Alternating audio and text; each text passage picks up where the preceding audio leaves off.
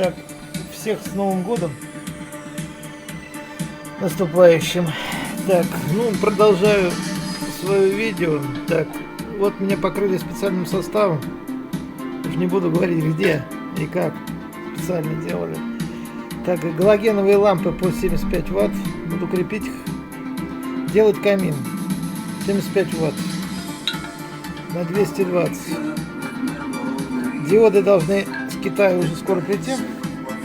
Вот. Единственное, надо расстояние вычислить между этими лампами и в какую-нибудь гофрированную трубу засандалить. Вот я буду сейчас смотреть, как лучше сделать. Вот. Диодные мосты придут и будем проверять, как она будет греть и сколько будет она потреблять. Вот. Потому что сразу все не получается достать, особенно покрыть вот эту штуку.